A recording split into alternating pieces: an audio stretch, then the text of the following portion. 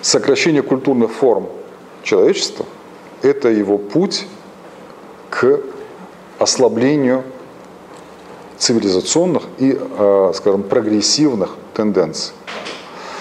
Но как это связано с языком? Самым непосредственным образом. Вот это вопрос о соотношении языка и культуры. Тоже очень дискуссионный вопрос.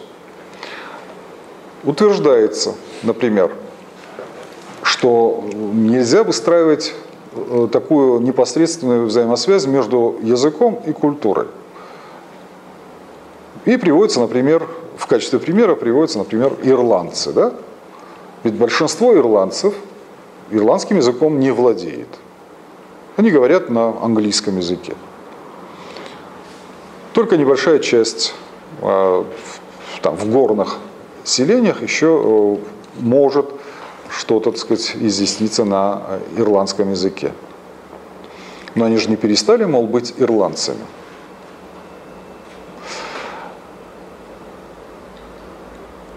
Приводятся другие кельтские народы в Великобритании, те же шотландцы, многие из которых тоже не говорят на шотландском языке, те же валлийцы. Во Франции указывает на провансальцев, которые еще в середине XIX века перестали говорить на родном провансальском языке и перешли на французский, бретонцы, корсиканцы.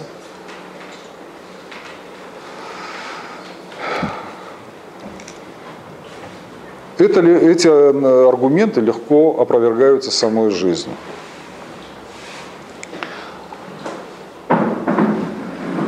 XX век, он показал, и начало 21 века окончательно ставит точку в этом вопросе, насколько может нация сохраняться без языка. И еще на один вопрос, насколько нация, которая еще нация, примиряется с тем, что теряет язык. Давайте посмотрим на провансальцев. Провансальский – это один из романских языков, он близко родственный французскому, ну, как русский и украинский, например. Но Прованс, то есть южные провинции Франции, они говорили на своеобразном, самостоятельном, окситанском или провансальском языке. В середине XIX века он уже практически перестал звучать. Прошло 1,5 века. Провансальцы, сохранившие определенное чувство национальной самоидентичности, они считают себя французами, но при этом они считают себя и провансальцами. И изменение общественной ситуации, политической ситуации в той же Франции сейчас привело к всплеску провансальского национализма. Национализма не в советском смысле, а в западном, если угодно, потому что национализм – это любовь к своему народу, речь не идет о шовинизме.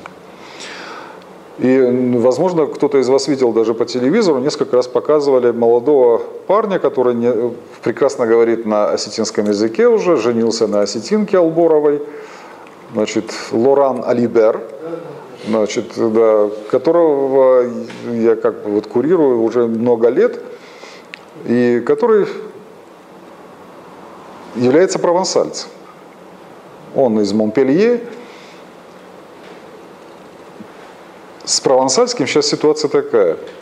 Молодые 20-30-летние провансальцы собирают кружки в разных городах Франции, и молодежь начинает изучать родной язык. И парадокс этой ситуации заключается в том, что 20-30-летние юноши и девушки уже говорят на родном языке, на котором уже не говорят их папы и мамы, их бабушки и дедушки. То есть идет процесс возрождения провансальского языка. Он мне подарил, кстати, вот перевод с французского на провансальский уже «Маленького принца». То есть они начинают издавать литературу идет процесс возрождения языка, который умер почти 1,5 века назад.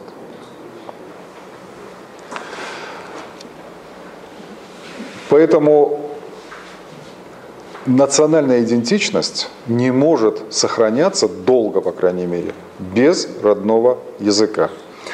Что такое сохранить народу, что означает сохранить самого себя? Сохранить свои танцы, сохранить свои культурные формы – это замечательно. Но это внешнее. Национальная идентичность, она вот здесь. Она, в душе говорят, но она в сознании и в подсознании, если угодно, человека. Это особый национально-индивидуальный взгляд на мир, восприятие мира. При этом надо отдавать себе отчет в том, что практически ни у одного народа нет ничего такого, чего нет у другого какого-то народа. Речь идет точно так же, как ни у одного человека нет практически ничего во внешности, чего бы ни было у другого человека. То есть такие глаза, как у X, могут быть у Z. Но у X при этом другие волосы, другие и так далее. А у Z тоже только глаза похожи. То есть цвет волос может быть идентичным абсолютно у нескольких миллионов человек на земном шаре. Или цвет глаз. То есть вот сугубо индивидуального мало у кого что-то можно вообще найти. Речь идет о своеобразной и уникальной комбинации не эксклюзивных показателей, свойств, но их комбинация эксклюзивна. И вот это характерно и для национальных культур. И когда говорят, почему остинская культура, или любая другая, но в нашем случае остинская, чем она уж такая особенная, что есть в осетинской культуре того, чего нет в другой какой-то культуре. Вот назовите такую уникальную культурную особенность, которой бы не было у какого-то другого народа. Я это к этому привожу пример, что да, действительно трудно привести, что у осетин есть такая национальная черта менталитета, которой не было бы, одна какая-то, у которой бы не было у какого-то другого народа. Нет, речь идет о том, что у каждого народа национально-культурная комбинация вот этих самых особенностей. И сохранение этой культурной особенности невозможно без языка. Невозможно вот эту национальную культуру сохранить и передать в другие поколения на другом языке. Сейчас попробую, описать почему. Существует два основных вида культурной трансляции, передачи из поколения в поколение вот этих самых так называемых констант, то есть постоянных устойчивых элементов системы культуры. Константы. То есть есть какие-то элементы культуры, приходящие, уходящие, но есть какие-то константы, то есть неизменные практически из поколения в поколение базовые представления и понятия. То, что вот в остинском языке это легко назвать одним словом – ахдау. Хотя и в нем есть определенные исторические трансформации. Существуют две формы культурной трансляции. Социальная, или, скажем, правильнее будет сказать, может быть, акционная, то есть через действие. И вторая – это вербальная, через слова. Как ребенок становится осетином? Осетином ребенок может стать только в осетинской среде.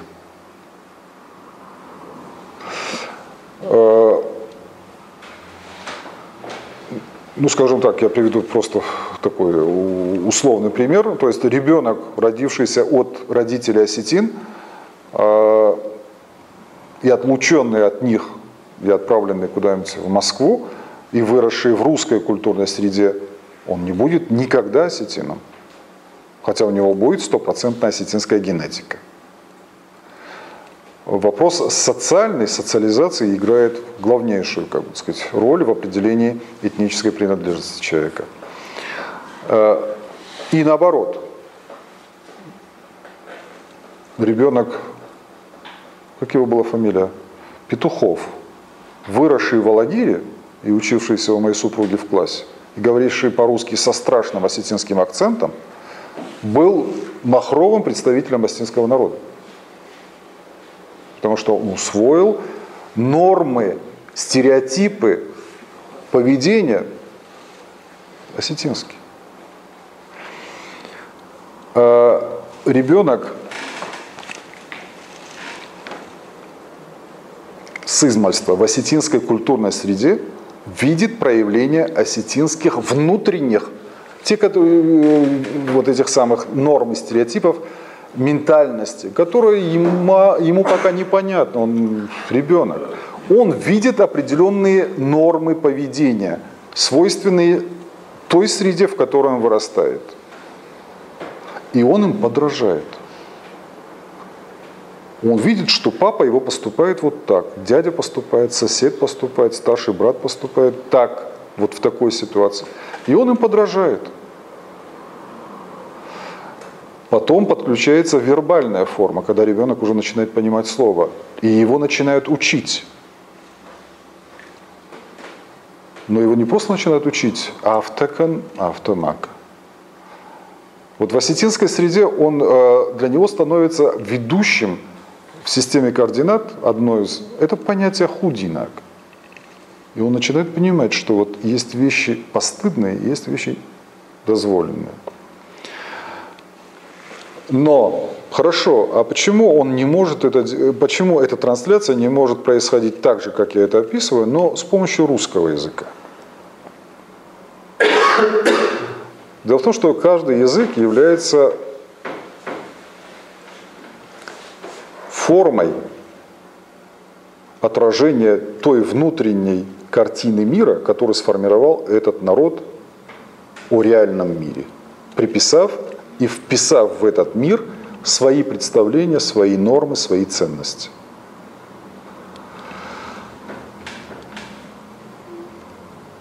Может ли осетинский ритуал, вернее так, если ребенок не знает осетинского языка и участвует в осетинском ритуале, в осетинском обряде, может ли он понимать содержание этого ритуала, этого обряда? Он же проходит на осетинском языке. Соответственно, ребенок и по мере взросления он не может понять содержание этого ритуала, и для него этот ритуал превращается сначала просто в игру, потом в какое-то нелепое, значит, вызывающее даже смех действо, содержание которого он не понимает.